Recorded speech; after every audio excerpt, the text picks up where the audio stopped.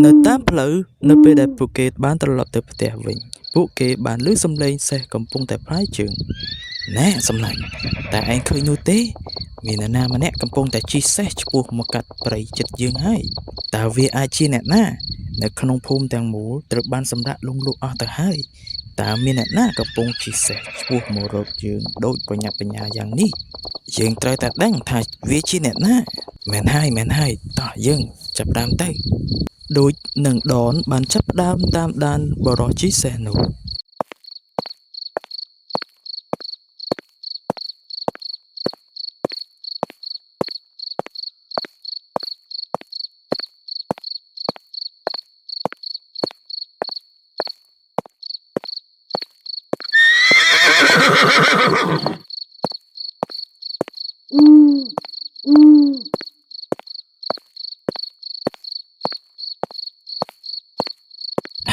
ដូច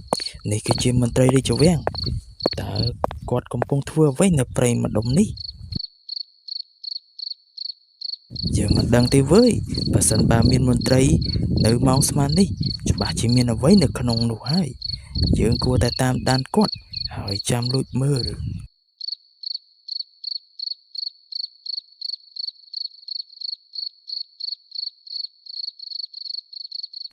ពួកគេទាំងពីរបានចាប់ផ្ដើមដើរតាមពីក្រោយមន្ត្រីរាជវាំងនោះមន្ត្រីមើលទៅលើមេឃវាជិតព្រឹកទៅហើយគាត់បានសូត្រមន្តគាថាសំងាត់មួយ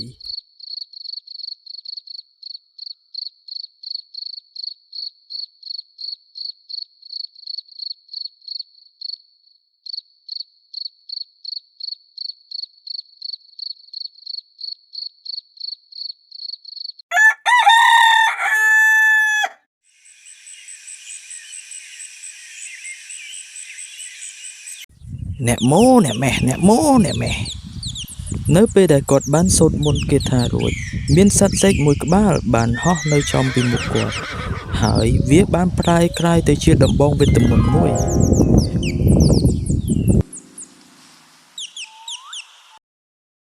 មើលឃើញបែបនេះហើយដននឹងដូចមានការភ្ញាក់ផ្អើលយ៉ាងខ្លាំង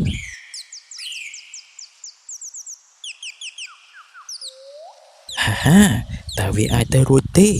ដែលសត្វសេកបានប្រែខ្លួនទៅជាដំបងវេទមន្តដូចនេះនេះគឺជារឿងដែលយើងកំពុងតែគិតដែរវើយតើវាអាចបដូរទៅជាដំបងវេទមន្តយ៉ាងដូចម្តេចទៅ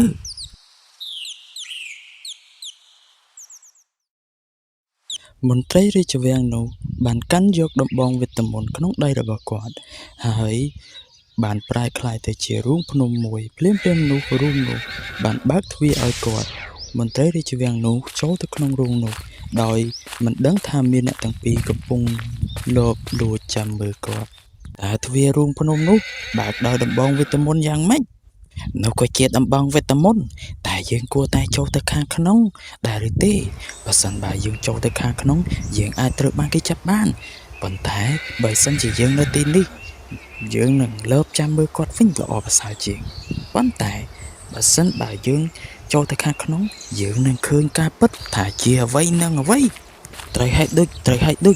ឯងនិយាយត្រូវវើយតោះយើងលើបចូលទៅខាងក្នុងតែម្ដងទៅពួកគេទាំងពីរបានដើរចូលទៅក្នុងរូងភ្នំពេលដែលពួកគេទាំងពីរចូលទៅក្នុងពួកគេទាំងពីរបានភ្ញាក់ផ្អើលយ៉ាងខ្លាំងនៅពេលដែលពួកគេឃើញមន្ត្រីរាជវាំងនោះបានលាក់ទ្រព្យសម្បត្តិដ៏មហាសាលដែលមន្ត្រីរាជវាំងបានលួចពីព្រះបរមរាជវាំងអូទ្រព្យសម្បត្តិច្រើនណាស់ព្រះមហាក្សត្រដែលល្ងងនោះជឿលើយើងខ្លាំងណាស់ទ្រង់មិនដឹងថាទ្រព្យសម្បត្តិទាំងអស់នេះយើងបានលួចយកមកលាក់នៅទីនេះទេអនាគតយើងនឹងភ្លឺស្វាងក្នុងការទទួលបានទ្រព្យសម្បត្តិទាំងអស់នេះហើយវាជាភាពត្រឹមត្រូវហើយខ្ញុំបានខំប្រឹងធ្វើការលំបាកខ្លាំងណាស់ខ្ញុំគួរតែទទួលបានទ្រព្យសម្បត្តិមួយផ្នែករបស់ព្រះបរមរាជវាំងហើយមន្ត្រីរាជវាំងដែលមានចិត្តលោភលន់នោះមិនដឹងថាមានចៅទាំងពីរនាក់កំពុងតែតាមដានគាត់នោះទេណែសម្លាញ់ឯងមើលទៅវើយមានទ្រព្យសម្បត្តិច្រើនណាស់នៅពេលដែលមន្ត្រីរាជវាំងនោះចាក់ចេញទៅយើងនឹងយកវាទាំងអស់ ប៉ុន្តែអ្នកសំណាញ់មន្ត្រីរាជវាំងនោះនឹងចេញទៅដោយបិទទ្វាររូងភ្នំនេះនៅពេលដែលគាត់ចាកចេញយើងនឹងត្រូវជាប់ការនៅក្នុងរូងភ្នំនេះជាមួយនឹងទ្រព្យសម្បត្តិដ៏មហាសាលនេះយើងត្រូវតែចាកចេញឥឡូវនេះចាហោចណាស់យើងបានដឹងទីតាំងទ្រព្យសម្បត្តិដែលបានត្រូវលាក់ដែរណាវើយឯងនិយាយត្រូវវើយយើងគួរតែចាកចេញឥឡូវនេះទៅមន្ត្រីរាជវាំងនោះបានដាក់ទ្រព្យសម្បត្តិមួយចំនួនបន្ថែមទៀតចូលទៅក្នុងរូងភ្នំនោះហើយបានប្រើវេទមន្តចុចបិទនៅពេលដែលគាត់ចាកចេញថ្ងៃបន្ទាប់ពួកគេទាំងពីរបានពិភាក្សារឿងបន្លំខ្លួនធ្វើជាកសិករក្រីក្រម្នាក់ដើម្បីចូលទៅក្នុងព្រះបរមរាជវាំងយើងត្រូវការជួបមន្ត្រីរាជវាំងត្រីកំពុងជាប់រវល់ពិភាក្សារឿងសំខាន់ជាមួយស្ដេចអ្នកទាំងពីរមិនអាចជួបគាត់ឥឡូវបានទេសូមអ្នកទាំងពីរត្រឡប់ទៅវិញចុះ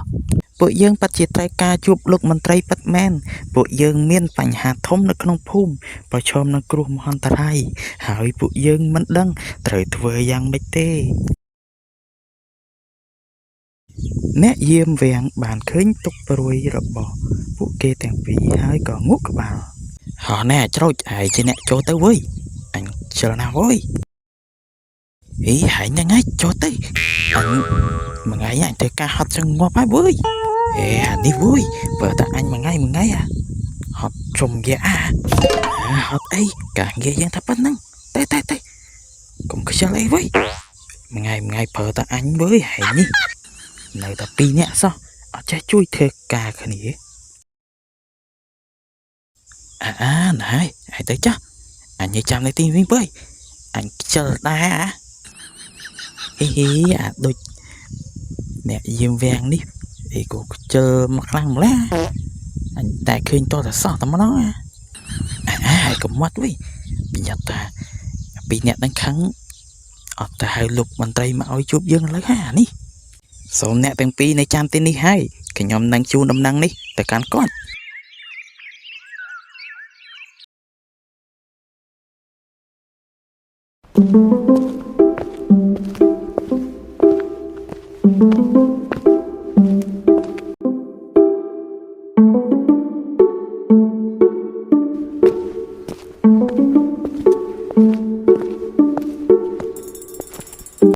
បន្ទាប់មកអ្នកយាមវាំងបានត្រឡប់មកវិញលោកមន្ត្រីបានត្រៀមខ្លួនដើម្បីជួបអ្នកហើយអ្នកអាចចូលទៅក្នុងព្រះបរិជវាំងបាននៅពេលនេះពួកគេបានចូលទៅក្នុងព្រះបរមរាជវាំង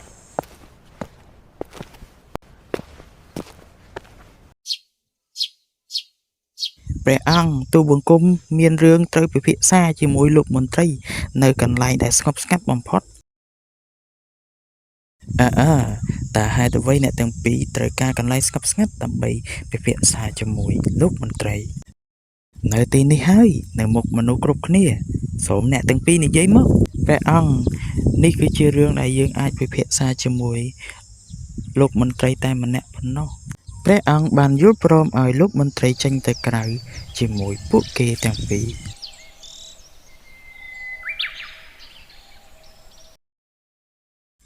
ប៉ុន្តែម្ចាស់ក្សត្រីមានការសង្ស័យបានតាមដានពួកគេ